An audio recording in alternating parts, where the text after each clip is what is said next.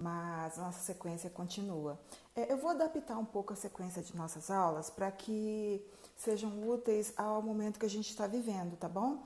Porque como o meu perfil aqui tem um perfil profissional e também de estar sempre abordando as questões que são correntes, é importante que a gente esteja a par e passo com a atualidade dos fatos que acontece não só no Brasil, mas principalmente no mundo, porque vocês, né, a maioria está procurando uma carreira internacional. Então, primeiramente, eu recebi alguns e-mails, muitas mensagens no Instagram sobre minha posição com relação à Covid, o que eu penso e tal. Então, eu vou falar aqui porque aí eu consigo alcançar o maior número de pessoas possíveis. Ah, Primeiramente, a minha opinião, tá, gente? Ela não expressa a opinião de um governo ou de instituições, ela é uma opinião minha. Mas, com relação ao Brasil, né, que eu penso do isolamento social. Bom, eu e minha família, nós estamos fazendo isolamento social antes que nos pediram.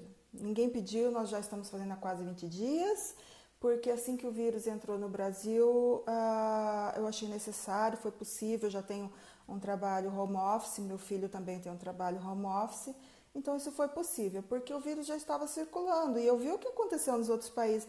Eu aprendo com o erro dos outros, eu não vou esperar eu ficar doente ou alguém da minha família para eu decidir fazer isolamento. Então assim, sou a favor, acredito que existem muitas soluções, eu vou dar soluções aqui para quem tem opinião contrária. O vírus, gente, esse vírus ele é específico, ele é diferente de tudo que a gente já viu. Primeiro que ele é novo, segundo que ele tem a capacidade de atacar o ser humano e o sistema social e econômico. Então isso dizima muito. Os governantes estão seguindo orientações da OMS, gente, tá? E essas orientações não são aleatórias, são protocolos que foram estudados, definidos para crises assim, não só para a crise do Covid, mas todas as crises que trazem novas doenças, já existe um protocolo e eles vão adaptando apenas para o tempo que isso ocorre. Quando teve H1N1, os protocolos foram adaptados para aquele tempo e aquela situação. Agora a situação é outra, os protocolos também foram mudados. Então, eu sou a favor do isolamento social. Acredito mesmo que já que nós não temos vacina nem remédio, isso é a única forma. Já digo para vocês, não tentem me colocar em perguntar coisas políticas. Eu vou falar por quê. Quanto a esse negócio de posições políticas, eu tenho uma posição política que sempre foi a minha posição política em todo, que eu acho, particularmente, eu acho bem coerente. A minha posição política é o presidente que está na vez. Independente se ele foi a pessoa que eu votei ou não, se ele foi a pessoa democraticamente escolhida para nos liderar, eu só tenho uma saída: torcer para que ele faça tudo correto e apoiar. Porque se ele não fizer as coisas corretas, se o país não andar bem, o país não andará bem para mim, nem para minha família, nem para meus amigos. Então eu sempre torço para o partido que está na vez. Isso não significa botar uma venda nos olhos. Isso é o seguinte, gente: qualquer presidente que esteja na vez, eu fiscalizo e eu cobro medidas. Tem medidas, formas corretas da gente cobrar essas coisas. Então, eu fiscalizarei todos, independente do partido que ele tenha vindo, porque é uma posição muito importante que afeta a minha vida. Então, eu fiscalizo. Se por um acaso for meu filho, um parente presidente do Brasil, eu vou fiscalizar e eu vou cobrar as medidas corretas. Então, essa é a minha posição política. Eu cobro aquele que está na vez, independente do partido. Então, se ele fizer coisas boas, eu vou elogiar. Se ele fizer coisas ruins, eu vou pedir para consertar, ok? Com relação a... Né, muitas pessoas perguntam sobre a China e tal. Olha, existem protocolos sanitários no mundo para você circular, e existem protocolos sanitários para você, para um país, manipular a sua carne, a sua economia, todos os produtos orgânicos. E existem protocolos de segurança para manipular em laboratórios. Eu acredito que quando as coisas passarem um pouco, Eu já tenho visto alguns países, como a Austrália e tal, alguns países já estão se movimentando, porque isso vai ter uma investigação. A investigação é necessária para apurar responsabilidades. Independente de procurar quem é culpado ou não, a responsabilidade precisa ser apurada, né? E porque já existem vários documentos aí, entrevistas, vídeos, documentos inclusive de governos. A Austrália tem um vídeo no YouTube colocando a posição dela, né? Tem denúncias de dentro da própria China, do médico, né? Então, precisa ver se foi desobedecido algum protocolo ao manipular esse vírus em laboratório. Precisa apurar a responsabilidade para ver se algum protocolo sanitário foi desobedecido na hora de manipular a carne deles, né? A questão do morcego que está em contato. Isso é uma realidade, eu conheço a China, eu conheço a Ásia. Eles têm uma realidade mesmo, na minha opinião, eles precisam urgente seguir protocolos sanitários. O mundo precisa cobrar deles isso, porque eles não podem agir com a comida deles como eles querem e colocar todo mundo em risco, né? Um exemplo disso é a nossa febre aftosa aqui no Brasil, que é super controlada, e ela é controlada por essa razão. Nós não podemos levar doenças para nenhum país, e a gente pode levar doenças apenas consumindo a carne, porque a gente viaja, a gente tem contato. Se a gente não viaja, às vezes o brasileiro tem contato com estrangeiros que vêm ao Brasil para trabalhar, para estudar, então nós seguimos isso. Então é justo que eles também tenham um protocolo alinhado às diretrizes internacionais. Essa é a minha posição, eles têm que seguir um protocolo e o mundo agora tem que cobrar isso deles. É a minha posição, algumas medidas também eu tenho buscado para isso, né? Alinhado aos organismos que eu sou vinculada, porque isso é necessário. O outro ponto, gente, são as fake news. Eu fiz ontem um relatório e enviei para os órgãos que eu sou vinculada, porque, gente, as fake news, não brinquem com isso. Elas estão assassinas, elas estão veiculando notícias. Eu já vi notícias de fake news dizendo que os mortos na Itália são uma mentira, que aquelas fotos não são reais, que o número não é... Pelo amor de Deus, gente, vamos ter um pensamento lógico a respeito disso. Quem está publicando aquilo são jornais, são órgãos de fiscalização, são governos, são órgãos sérios. Vamos considerar que tivesse algum tipo de mentira ou corrupção nisso. Gente, não seriam todos os órgãos. E todos estão veiculando a mesma coisa, inclusive pessoas. Eu recebo e-mails, gente. Eu recebo mensagens de pessoas com quem eu trabalho nesses países, falando para mim, Andréia, fique em casa, e contando que aquilo é real. Gente, pelo amor de Deus, vamos pensar logicamente, tá? Não compartilhem essas coisas, não deem nenhum like. Cuidado ao veicular curas. Eu tenho visto alguns absurdos assim, sabe? As máscaras caseiras, o Ministério da Saúde deu uma condenada. Sim, a barreira física ela é eficaz, gente, mas ela precisa ser cuidadosa, precisa ter um filtro atrás. Sabe por quê, gente? Porque se tiver qualquer umidade, vai ter, porque você começa a respirar ali dentro, você umedece um pouco a máscara, o vírus passa para você. Então ela é pior, porque essas máscaras caseiras de tecido, você vai pensar que está protegido, não está. Então se você vai fazer uma máscara que você não conseguiu comprar, por favor, pelo menos pesquisem como que é que você usa um filtro nela. Você tem que ter um filtro nela, pelo amor de Deus. Tá, gente? Então, eu estou falando sobre isso porque as fake news elas estão tomando proporções avassaladoras. Elas vão causar, talvez, a morte de alguém aqui no nosso país. Se é que já não causou, porque o número de infectados e de mortos cresce dia a dia. Não está sendo diferente dos outros países. Começou lentamente e depois... acaba atingindo um monte. Olha, e na minha opinião, eu vou falar bem a verdade para você. Se matar 20 pessoas e matar 1 milhão de pessoas, para mim a dor é a mesma, porque nenhuma vida eu vou aceitar que seja perdida.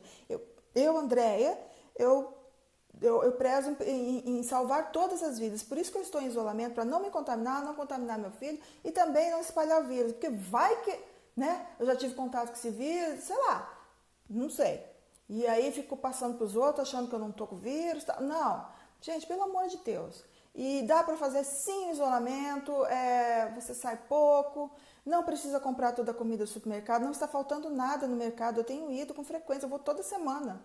não falta nada. O que está acontecendo é as pessoas estocando os mercados, aumentando o preço para que as pessoas levem menos para casa. E, na minha opinião, se você também está vendo o preço elevado, vá ao Procon e denuncie, porque não pode, tá? É seu direito. Então, bom, já que falei sobre o Covid, minha posição, né, um pouco, vou passar para o nosso tema, tá bom? Para quem vai trabalhar internacionalmente, agora nós estamos vivendo uma situação que, obviamente, está tudo parado. Isso não significa ou indica que você deva ficar parado. Não, vamos aproveitar esse tempo para avançar o nosso conteúdo e nos focar como nós vamos agir no nosso treinamento. Eu não sou aqui a única voz, né? Eu sei que vocês devem estar pesquisando isso, é bom que pesquisem, mas eu procuro ajudar e sanar as dúvidas com isso. Eu tenho sim, vou deixar no link aqui embaixo, eu sou um programa de mentorship, né, na Plubans, que é um organismo internacional. Então eu vou deixar aqui, se alguém tiver interesse em algo específico, né, acesse nosso link, é bem interessante, inclusive eu consideraria acessar de qualquer forma, tá bom? Eu vou deixar no descritivo do vídeo o link para o meu acesso na Plubon, se você quiser um serviço mais direcionado para você. Eu não gosto de usar o termo, olha, o programa chama mentorship, eu não gosto de usar, não gosto de falar que eu sou mentora, eu não gosto desse termo, gente, porque é um termo que não exige nenhum regramento técnico, e eu tenho visto muitas coisas inúteis com esse termo. Porque, gente, primeira coisa, para ser mentorship, você tem que falar sobre algo que você tem sucesso, que você tem experiência. Eu, por exemplo, não vou me atrever a ser mentorship de ciência ayurvédica, yoga. Eu não tenho a menor intimidade com isso. Eu não posso falar sobre... vou fazer só porque eu li um guia de yoga, eu tenho vários, que eu já tentei, óbvio que eu já tentei, eu tento de vez em quando, acho legal, mas, gente, eu não tenho um conhecimento para ajudar você em todas as técnicas de yoga. Então, eu não vou fazer isso. Então, para mim, eu não gosto de usar esse termo mentorship, eu prefiro usar um termo consultora, tá bom? Porque consultora é um termo que só profissionais podem usar, e eu sou uma profissional. Né? Eu sou advogada, sou administradora, então eu prefiro usar esse termo, né? Consultoria profissional, que é exatamente o que eu faço lá, tá bom? Agora, nesse cenário internacional, as contratações estão suspensas, então aproveitem para se aperfeiçoar. Eu vou falar aqui sobre uma coisa que vocês vão enfrentar e eu quero mantê-las em segurança. Tá? Quando você ingressa no cenário internacional, quer seja para ter um relacionamento com uma pessoa, quer seja para trabalhar, quando você começa a enviar currículos para as empresas particulares ou organizações, você entra no campo internacional e, infelizmente, às vezes os seus dados eles são muito compartilhados. Então, quando vocês fizerem o currículo, lá fora não se exige idade, não precisa colocar data de nascimento e nem idade, tá bom? Se alguém quiser saber isso especificamente, você vai te perguntar isso na entrevista oral. Nunca ninguém pergunta, isso não é importante fora do Brasil, gente. O que é uma vantagem, né? Eu já falei isso pra vocês, quem tá com problema de idade aqui no Brasil para arrumar emprego, lá fora é uma boa opção porque isso não se cobra lá. Então, eu aconselho que vocês não coloquem data de nascimento, porque a data de nascimento é uma coisa muito particular e ela diz muito sobre a pessoa e expõe vocês com relação aos quesitos de segurança. Outra coisa, se você tiver um endereço profissional, seria o ideal, tá bom? Tipo caixa postal ou então uma empresa, use o endereço comercial. Se não tiver, infelizmente você vai ter que botar seu endereço residencial, porque o endereço é uma coisa importante, tá? Telefone também. Se você puder ter 2 telefones, eu aconselho, gente. Tenha um telefone para trabalho e aí esse você pode compartilhar o número, porque você não se expõe muito, tá? Outra coisa que empresa séria não faz, nem agências, é usar o WhatsApp, tá bom? Olha, você vai usar, alguém vai pedir o seu WhatsApp, se for sério, somente se ele te conhecer pessoalmente, já trabalhar com você há algum tempo. Se for uma pessoa que está em contato com você pela primeira vez, pedir o WhatsApp, cai fora que isso não é sério, tá bom? As pessoas usam Skype para se comunicar. E outra, o procedimento é exatamente assim, você manda o currículo, ela analisa. Você passou na cover letter, você vai para análise de currículo. Ela passou na análise de currículo, o próximo passo, obrigatoriamente, é uma entrevista pessoal, tá bom? Então, alguém vai conversar com você via Skype, que é o que mais usado, mas tem outras plataformas, tem o Zoom, mas o Skype e o Zoom Meeting são os mais usados, tá bom? Mas não se assuste se alguém pedir, por exemplo, alguma outra plataforma de reunião, como o GoToMeeting, tá bom? Porque existem outros, mas geralmente é Zoom Meeting e Skype. O WhatsApp não, tá? No WhatsApp não é pessoa séria, você tem que ficar com o pezinho atrás, tá bom? Porque o WhatsApp, gente, é uma mídia social para você se relacionar na sua vida privada, todo mundo sabe disso. Por isso que todos os golpes estão ali dentro, porque se você aceita um estranho no seu WhatsApp, você provavelmente já está sendo vítima de alguma coisa. Então, eu estou falando sobre privacidade de dados aqui, tá? Hoje, como você se manter segura. Mesmo assim, você vai ser muito assediada. Nossa, gente, eu recebo, olha, verdade, eu acho que por dia mais de 30, conto mais de 30 propostas de trabalho fake, tá bom? Gente, às vezes eles mandam até um contrato, tá? Gente, esses passos que eu estou falando para vocês é para vocês se protegerem desses e-mails. Esses e-mails, eles têm uma dica de falsidade.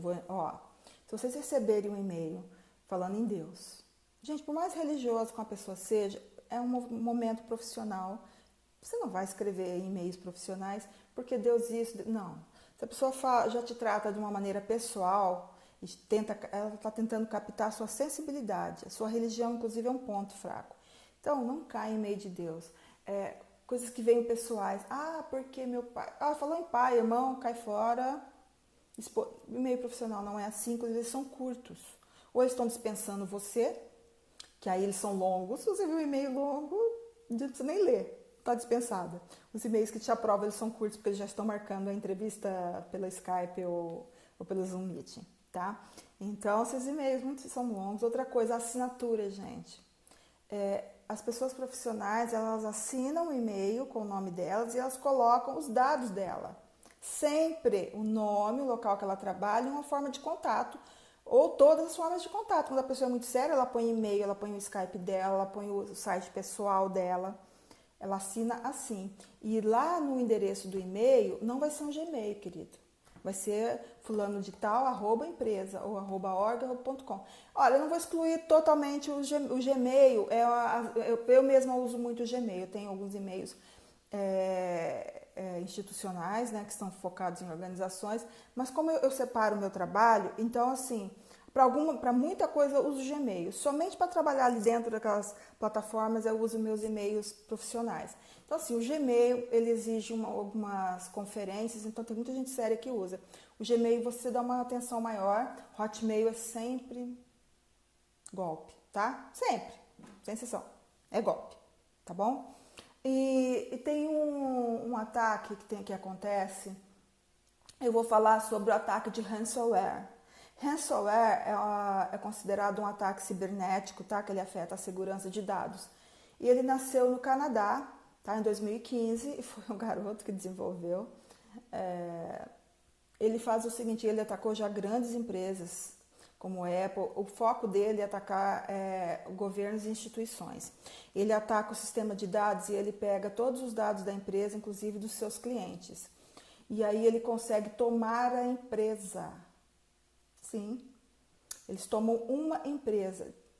Eles conseguem pegar todas de banco, de acesso às plataformas, de acesso aos clientes, eles tomam. E aí eles entram em contato com o dono da empresa ou responsável e eles começam a chantagear. Eles cobram um valor astronômico para devolver a empresa. Por que as empresas pagam? Porque, como eu disse, está tudo ali. São coisas importantíssimas, coisas que elas não vão... Levaram anos para construir, tipo banco de dados de cliente. Se é uma empresa, então, que tem banco de dados de crianças, né, como os hospitais, então elas ficam muito preocupadas, então elas tentam resgatar, sim, então elas pagam.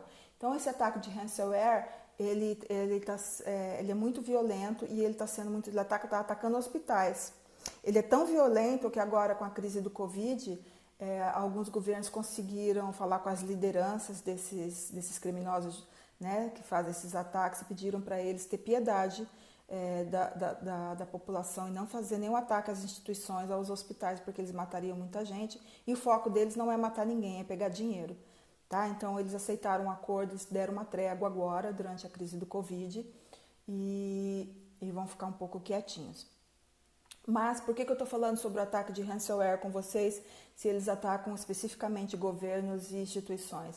Porque quando você envia seu currículo para uma instituição, seus dados estão lá e é assim que eles têm acesso aos dados de vocês. E também porque copiaram esse ataque de ransomware para uma coisa... Várias organizações criminosas copiaram o ataque de ransomware e desenvolveram um outro ataque dentro do YouTube, da plataforma YouTube, eles estão atuando, tá? Eles usam o Instagram, eles usam o Facebook, mas é apenas como um coadjuvante. Então, como é que eu vou falar isso? É uma cópia, tá? Para pessoas normais. Então, o que eles fazem? Eles, através dos seus dados que você coloca no Instagram, os seus dados que vocês têm no Facebook, os dados que vocês colocam no YouTube, eles começam a casar essas informações. Se eles acessarem seu currículo também, eles casam todas essas informações e eles têm foco em destruir a sua vida profissional. O que eles fazem? Eles começam a soltar boatos, eles agem... Olha, o ano passado prenderam aqui uma organização criminosa que atuava no Brasil, Tel Aviv, Colômbia e Canadá, tá bom? E tinha um russo e um americano. Por que tantos assim? Porque eles atacam picado, gente. É assim que eles espalham os boatos. Eles começam a ir nos vídeos dos youtubers e aí eles pegam ou o youtuber ou alguém que o youtuber entrevistou e eles começam a disseminar boatos. Aí eles são youtubers, ok? Nem todo, esses que foram presos eram youtubers, porque é assim que eles copiam o ataque de ransomware. Eles eram em 5 youtubers e eles pegaram um deputado brasileiro aqui, um vereador, e cada um soltava uma mentira sobre ele, tá? Dizia que ele pedia dinheiro para as pessoas, que ele não era sério. Olha, se você começa a replicar isso por YouTube, via youtubers, passa a ser verdade, tá bom? As pessoas acreditam, tanta gente falando dele, então ele teve muito trabalho, ele é um deputado e ele conseguiu prender essas pessoas, mas você não é um deputado, então eu aconselho que você tome cuidado, ouça isso com atenção que eu vou dizer agora e siga o meu passo a passo para você não ser vítima disso, porque é um ataque cibernético novo, tá bom? O ransom vem desde 2015 e este surgiu ano passado.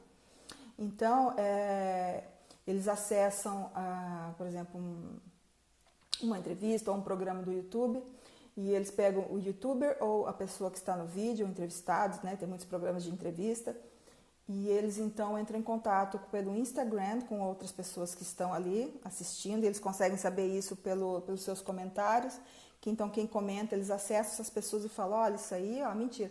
Depois que ele fez isso para umas 5 pessoas que ele espalhou com o youtuber, ou aquela pessoa entrevistada não é verdadeiro, que ele espalhou algum tipo de boato para denegrir a imagem profissional daquela pessoa, ele então vai até a pessoa e pede dinheiro para retirar tudo. Eu já fui vítima disso 2 vezes. Eles vêm, só que para mim não tem, o buraco é bem embaixo e meu nome é Andréia Romaoli Garcia, eu não seria quem eu sou, não faria o trabalho que eu faço se eu fosse uma pessoa medrosa. Eu não tenho outra, eu cato os dados, já fiz 2 vezes investigação, eu chego neles também, eu acho.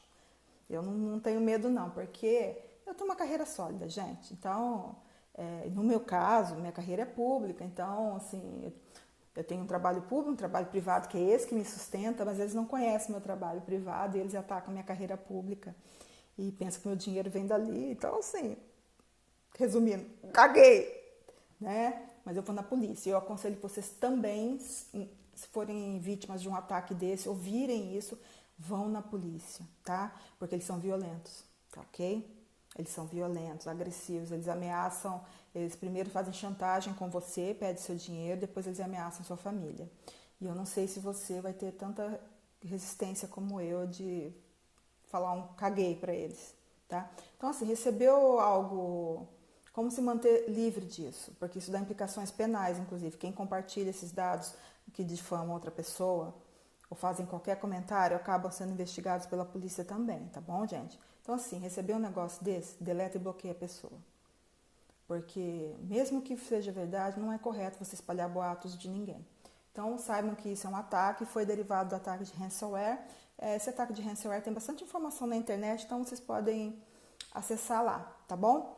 Então, eu estou falando sobre isso para vocês se manterem seguras, porque quando vocês começam a enviar, eu sei que muitas já enviaram, porque já me mandaram e-mail para as organizações internacionais, vocês estão com os dados compartilhados publicamente, tá?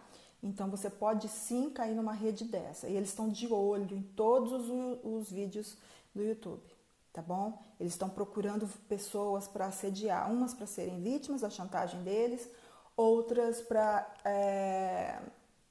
fazer o crime parecer, fazer a informação que eles passam parecer real. Então, gente, não compartilhem nada pelo ransomware e também fiquem atentos ao fake news para não piorar a nossa crise de Covid e não levar pessoas a obter informações erradas, porque, gente, isso é muito grave, tá? Na cidade onde eu moro, por exemplo, as pessoas acreditam mesmo que é tudo mentira, que isso não existe, que isso é H1N1, que é o mesmo vírus, está todo mundo na rua. As pessoas fazem churrasco, baile funk, todo mundo está na rua, apesar de ter um decreto do prefeito pedindo isolamento social, tá bom? Então, um conselho que eu dou para vocês a parte econômica. Gente, comecem a consumir coisas do... Vai comprar um sapato, uma roupa, compra do seu vizinho, da moça que mora na rua de cima. Você não precisa comprar de lojas grandes ou comerciantes, tá bom? Então, assim, por que eu tô falando isso? Porque a economia de base vai se sustentar e aí a recessão não vai ser tão sentida, vai ficar fácil se reerguer. Porque as empresas grandes, gente, elas têm seguro, elas têm fundo de caixa, elas vão ficar bem depois da crise, né? Mas agora talvez você esteja precisando consumir algum produto. Não fique chateado do comércio estar fechado. Faça isso que eu estou falando. Procure aquela pessoa que você sabe que tem aquele produto, tipo a mulher que faz o ovo de Páscoa, aquela que faz a torta, tá bom? Façam isso. E para o futuro, né, eu recomendo que vocês continuem seguindo esses detalhes, que a gente continue estudando isso, porque, obviamente, depois que a crise passar, vai ter muita vaga de emprego internacional. Imagine a Itália, né? Eu fico pensando com tanto de pessoas que ela perdeu.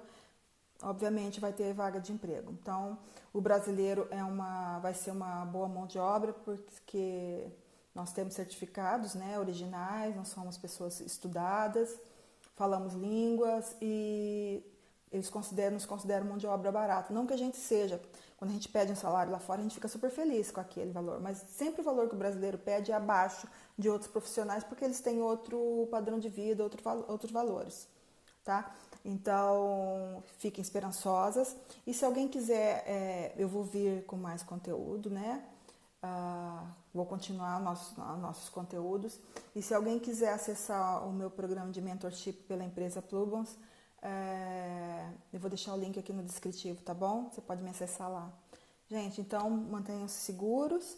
Até o próximo vídeo, tá bom? E cuidem-se todos e eu espero vê-los sempre com saúde aqui. Bye.